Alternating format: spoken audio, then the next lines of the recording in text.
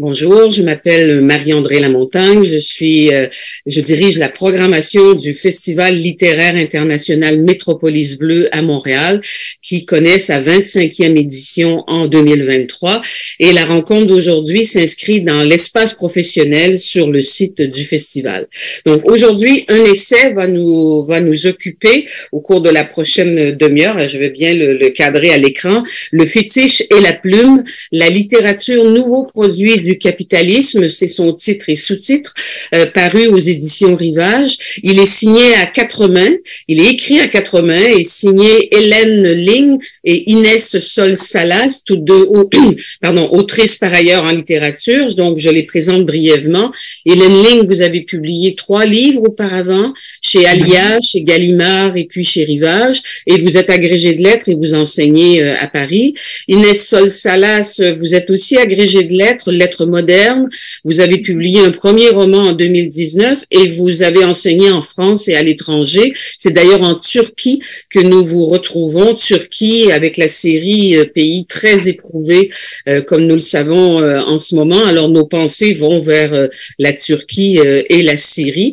Le but de votre essai est énoncé page 17, je cite, « Rendre compte d'une évolution structurelle et symbolique de l'espace littéraire à l'ère du capitalisme tardif ». Et on voit bien en vous lisant que écrivain, vie du livre, écriture, commerce, pouvoir symbolique, lecture, tous ces éléments ont changé et ce n'est pas pour le mieux. Alors, d'abord, pour bien suivre votre démonstration, il y a une notion qui est convoquée régulièrement, c'est l'économie de l'attention, c'est celle de l'économie de l'attention et ses déclinaisons comme le marché de l'attention par exemple. Et vous expliquez que le concept a été développé par le philosophe allemand Georges Frank. De quoi s'agit-il au juste? Économie de l'attention. À qui va répondre? Moi, je vais commencer, puis Hélène complétera sans doute. Alors, Inès Sol-Salas, oui. Merci. Oui, effectivement, c'est donc le philosophe Georg Frank qui avait parlé initialement de capitalisme mental. Initialement, il disait que nous étions dans un monde où notre attention était sans cesse sollicitée. C'était pourtant avant les réseaux sociaux et donc un petit peu avant les années 2000 qu'il écrit sur ça. Et il parle déjà des affiches publicitaires et il dit, en fait, on ne cesse d'essayer de capter votre attention et on devrait créer une taxe sur l'attention qui vous serait reversée en tant qu'individu, puisque quelque part, on capitalise sur votre capacité d'attention qui est transformée en publicité, puis en capacité d'achat. Évidemment. Et donc, c'est le contexte actuel, c'est l'évolution du capitalisme est telle qu'elle nous conduit à cette économie de l'attention. C'est ça. Et avec l'émergence, bon, évidemment, de la télévision et surtout donc des industries numériques, cette notion, donc ce capitalisme mental va être renommé parfois capitalisme de l'attention, comme vous l'avez dit, ou économie de l'attention. Et l'idée, c'est, si vous voulez, de chercher par tous les moyens à capter notre attention parce que le temps que nous passons sur tel ou tel programme, sur tel ou tel réseau social, en fait, est un temps qui est converti en data, qui permet d'établir un profil utilisateur et qui plus tard sera revendu, ce n'est pas, personne n'en fait mystère, hein, à des publicitaires, à des gens qui auront intérêt à connaître ce profil et ainsi à mieux cibler, si vous voulez, nos comportements de consommation, etc. Et donc, voilà, il explique que ce capitalisme attentionnel, bien sûr, est au cœur, si vous voulez, est tout aussi important que le capitalisme financier en dur, puisque évidemment c'est ce qui va vous permettre d'exister dans un monde de l'image et dans un monde des réseaux sociaux. Et il donne comme exemple, c'est un exemple qui me frappe énormément, il dit vous avez des gens qui baignent sans cesse dans l'attention, qui sont invités sur tous les plateaux de télévision, dont on sollicite sans cesse la parole, l'image, la vie, etc. Et puis vous en avez qui sont obligés de s'immoler par le feu pour apparaître 2 minutes à un journal télévisé pour faire entendre leur cause. Et il dit voilà pourquoi cette attention elle est au cœur de notre nouvelle économie. Alors, donc ça, c'est le contexte, mais on pourrait penser, c'est peut-être une vision trop optimiste, mais on pourrait penser que, au contraire, le livre s'en sortirait plutôt bien, la lecture, en tout cas l'objet littéraire, puisqu'il serait comme une réaction aux excès de ce bruit et de cet accaparement permanent. Or, ce n'est pas le cas si on vous a bien lu. Hélène Oui, Lee. alors justement, c'est là toute la question. C'est que ce que nous essayons de montrer dans l'essai, c'est cette évolution qui a mené la lecture à être un temps, avant d'être un temps de loisir, un temps finalement de solitude et d'abstraction et en vérité de présence beaucoup plus intense au monde et aux choses par intermédiaire des signes. On est passé de ce temps-là, celui de Julien Sorel par exemple, qui se cachait pour lire à les Mémoires de Sainte-Hélène, à un temps où au contraire, dans cette époque où finalement notre temps psychique est devenu un matériau de production capitaliste, eh bien, on a réussi petit à petit à faire entrer la lecture dans cet espace de capitalisation sur notre temps psychique. Ce qui fait que le temps psychique des habitants de la planète aujourd'hui est un immense marché qui doit se partager donc à coup de d'intrusion marketing publicitaire et autres, et grâce à de nouvelles techniques, les liseuses par exemple. C'est un immense marché que se disputent les différentes industries culturelles, et le livre est perdant dans cette histoire-là, parce que bien sûr c'est le parent pauvre de cette économie.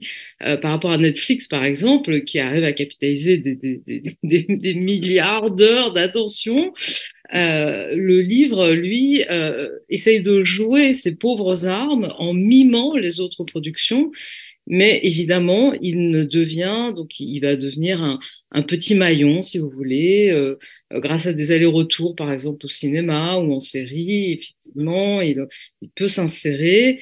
Il y a aussi des blockbusters, hein, il y a aussi des choses qui marchent très bien, comme Harry Potter. Enfin, et ça devient un peu l'horizon du livre aujourd'hui, finalement. Oui. Et donc, ce qui aurait joué contre le livre, ça aurait été peut-être aussi ses efforts, ou le monde du livre, ses efforts de banalisation. Finalement, le livre devient un loisir parmi d'autres, alors qu'il pourrait être à part, non? Exactement. Alors, oui. Inès? Oui, pour compléter ce que dit Hélène et rebondir sur votre question, effectivement, il y a une sorte de guerre des industries culturelles pour capter cette fameuse attention. Donc ça, c'était démontré par les sociologues, etc. Le temps d'attention qui nous reste et qui auparavant était dévolu au livre est effectivement de plus en plus réduit, et c'est le parent pauvre aujourd'hui, c'est ce que disait un petit peu Hélène. Mais cette économie de l'attention a une incidence directe sur les acteurs du livre, à commencer par l'auteur, l'autrice, qui sont obligés de jouer ce jeu et sont contraints de se mettre en scène sur les plateaux de télévision, parce que finalement rien n'est pire que de ne pas être remarqué. Il faut faire le buzz d'une façon ou d'une autre, soit en étant, soit par un accoutrement particulier, on pense à Michel Houellebecq, Amélie Nothomb et d'autres par exemple, soit par des propos volontairement provoquants. Et en France, on a l'exemple par exemple d'un écrivain comme Yann Moix ou Christine Angot, si on donne ces exemples-là, mais je suis sûre qu'au Canada vous avez les vôtres aussi. Et puis ça a une incidence, si vous voulez, aussi sur les critiques qui sont de moins en moins lus, et eux aussi sont obligés d'entrer dans ce grand système de circuit, je dirais, de l'économie de l'attention, notamment en allant sur les réseaux sociaux, et ce qui transforme en profondeur l'exercice critique, qui est moins analytique, qui tend davantage vers l'influence, hein, les influenceurs, les influenceuses, sur BookTok, Bookstagram, Booktube et tous les books que vous voudrez, où il s'agit là aussi, en fait, le livre est un prétexte aussi à un discours du moi, un discours promotionnel, et la critique devient davantage recommandation que critique, et beaucoup moins un exercice d'objectivité et d'analyse qu'un exercice de subjectivité et d'expression de ressenti, plus peut-être que d'analyse littéraire, comme pouvaient le faire les critiques dans l'ancien monde. Voilà, c'était juste pour compléter ce que disait Hélène sur. Et une des conséquences, si on vous lit bien, c'est que tout ce qui résulte de ce capitalisme, de cette économie de l'attention appliquée au livre, tout ce qui en résulte est prévisible. Vous mentionnez page 244 le Global Literary Marketplace, où tous les segments du marché des lecteurs, si l'on peut dire, sont prévus et formatés, y compris, par exemple, la littérature postcoloniale. Est-ce qu'on peut échapper à cette logique? Alors, le Global Literary Marketplace, puisque vous l'évoquez, effectivement, une bonne image de ce que deviennent en fait les œuvres qui sont obligées d'être identifiées sur des créneaux commerciaux et d'être marketées en tant que telles, voire parfois produits en tant que telles pour répondre, on le sait, à une demande existante. Est-ce qu'on peut échapper à cette logique? Bien sûr que nous avons défendu d'une certaine façon l'idée que le livre aurait dû préserver et jouer ses cartes propres, celle effectivement de maintenir cet espace à part, cet espace de mots, cet espace littéraire, plutôt que d'entrer dans la grande compétition des produits.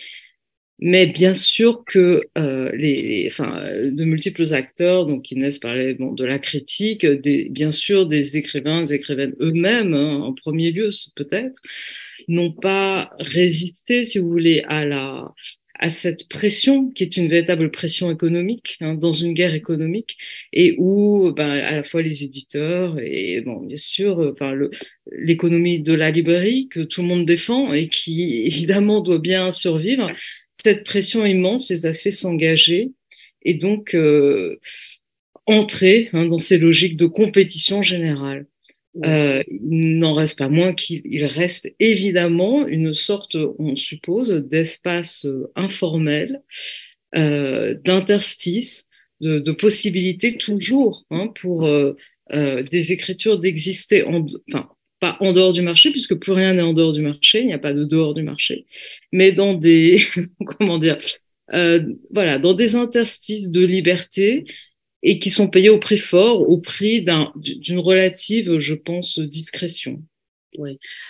Parlons de la démocratisation culturelle, vous en parlez dans votre livre, et de la fausse démocratisation culturelle qui fait l'économie de l'héritage et de l'assimilation de la culture. C'est le rapport au temps qui est ici en cause essentiellement. Tout s'accélère, donc il n'y a plus le temps pour intégrer, pour assimiler, et du coup la démocratisation culturelle elle devient fausse, devient factice parce qu'elle est en voie d'accélération constamment. Alors, je vais commencer et puis je donnerai la parole à Inès. À propos de démocratisation culturelle, j'ai appris qu'il y avait un bel exemple que tu aimeras beaucoup, Inès. TikTok a lancé un concours qui se passe sur la plateforme TikTok. En vérité, ce sont les éditions Michel Lafon qui l'organisent. Donc les écrivains en herbe sont censés, en herbe ou pas d'ailleurs, sont censés présenter, pitcher rapidement leur idée devant un jury de 10 booktokeuses, 10 booktokeuses qui sont suivies par des milliers, des dizaines de milliers bien sûr, de followers et qui à la fin vont décider du manuscrit qui sera sans doute publié par Michel Lafon. Alors voilà un exemple, disons, d'apparente démocratisation culturelle où on met sur la table, on offre à la jeunesse comme ça de nouvelles opportunités qui contournent un petit peu, disons, les voies institutionnelles pour écrire. En vérité, oui, nous avons essayé de dire que cette accélération, disons, techno-capitaliste dont on parlait, a faussé les règles de la véritable démocratisation. Puisque nous avons essayé de définir une véritable démocratisation qui consiste en fait pour n'importe qui de pouvoir s'emparer de la lecture de l'écriture comme un outil et une arme dans le grand jeu finalement de l'espace public et non pas de fabriquer, si vous voulez, des ersatz, des artefacts de simplification et qui tire en fait le niveau global vers le bas en faisant, en offrant plutôt des activités ludiques par exemple ou pédagogiques simplifiées, en offrant à la jeunesse et d'ailleurs aux adultes même des produits disons consensuels sur lesquels tout le monde peut se retrouver et voilà, et engageant par ailleurs toute une industrie de produits dérivés et d'autres services. Et si on appelle ça la démocratisation de la culture, c'est alors vendre une sorte de produit frelaté. Et c'est une imposture. Inès Salas, vous voulez réagir? Oui, bon, c'est exactement ça. Effectivement, en fait, ce qui est appelé démocratisation de la culture, dans la bouche, par exemple, d'un Michel-Édouard Leclerc, qui a la chaîne des supermarchés Leclerc en France et ailleurs, en fait, c'est la commercialisation de la culture. Et effectivement, on va du coup vers des livres. La littérature est confondue avec le livre et avec le produit, en fait, si vous voulez. Et de plus en plus, on va vers des livres qui donnent un primat au contenu sur la forme.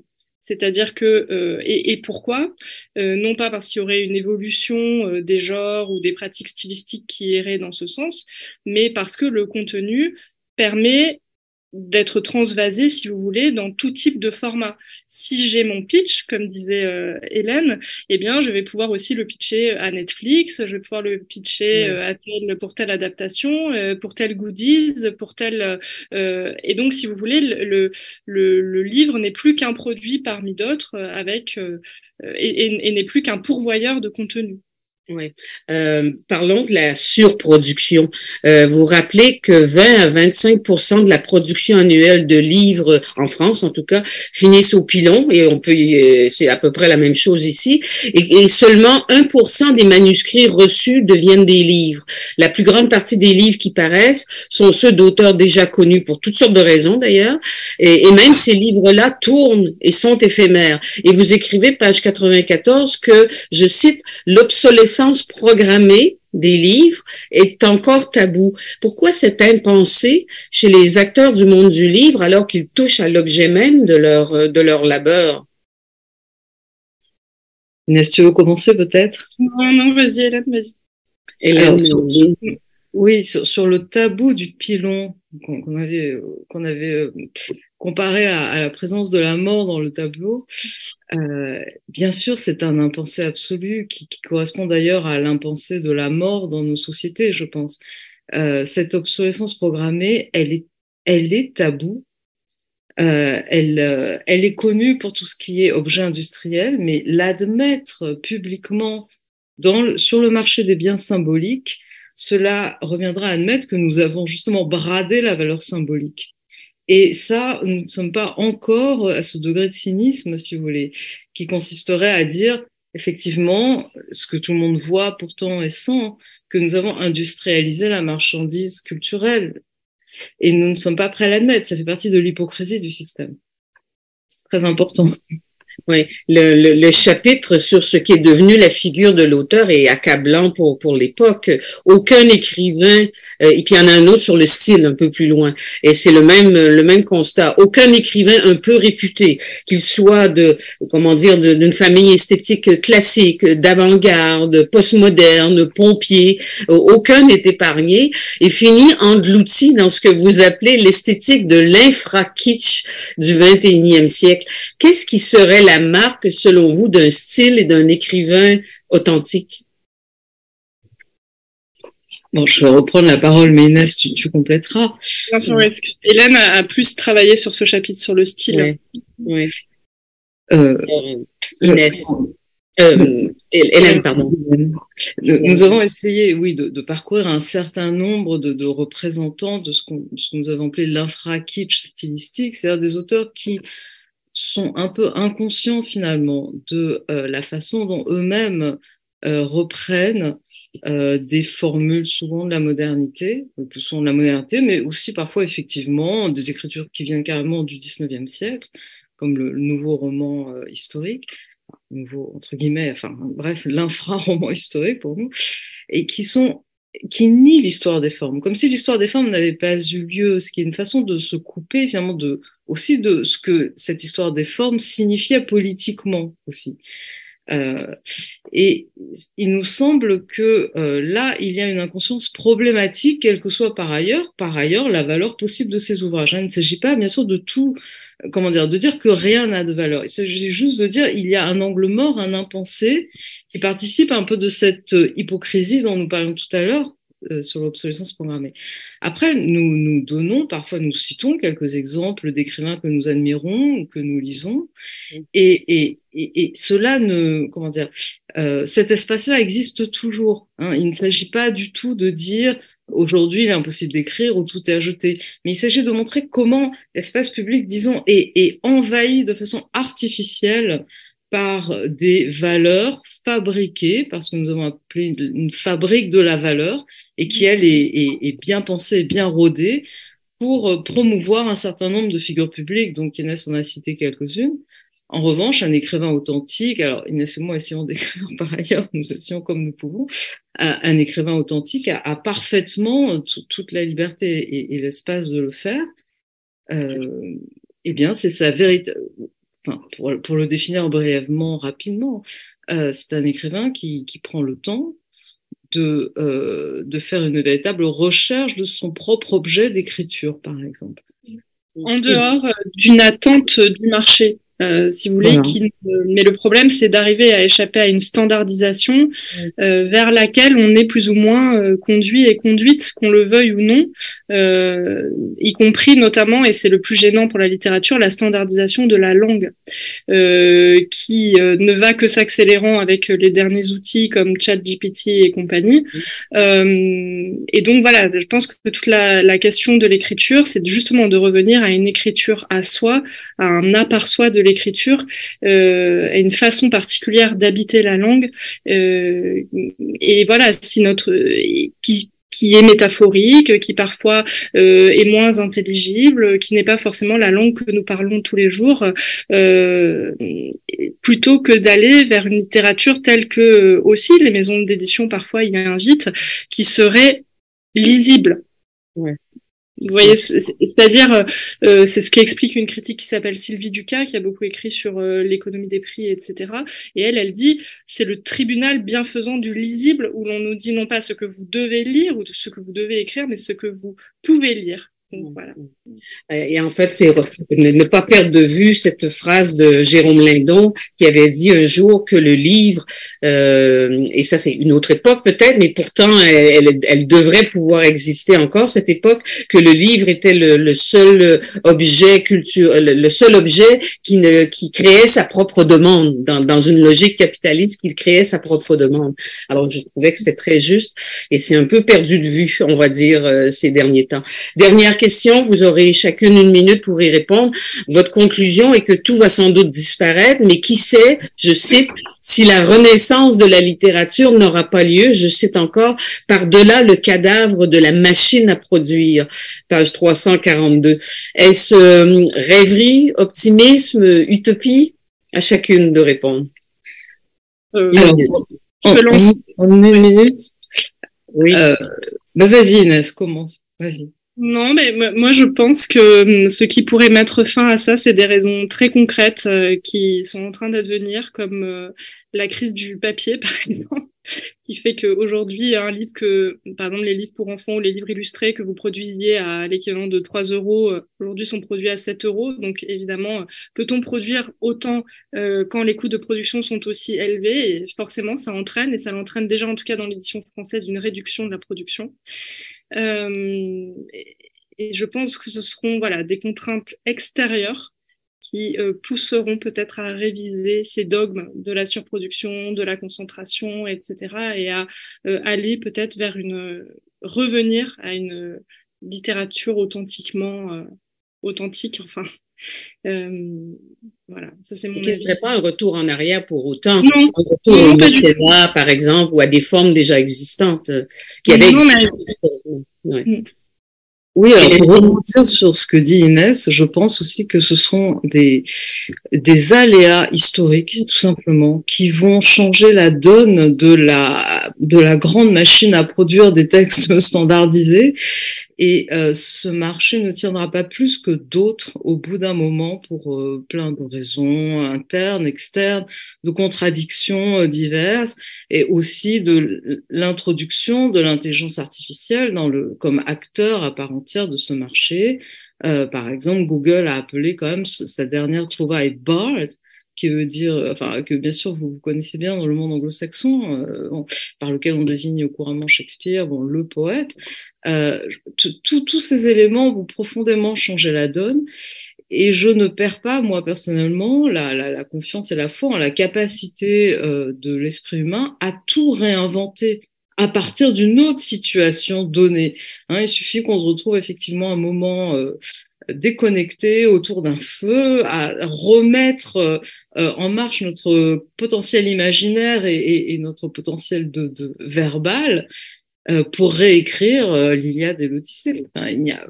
Le potentiel, pour moi, il est absolument vivant, il est absolument là. C'est juste la forme historique qu'a prise notre société qui l'a appauvri.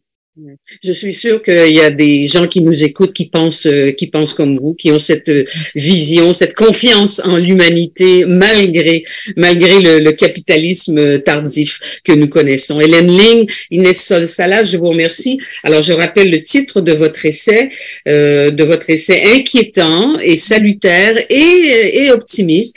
Le fétiche et la plume, la littérature, nouveau produit du capitalisme, et c'est paru aux éditions Rivage. Merci d'avoir écrit ce livre.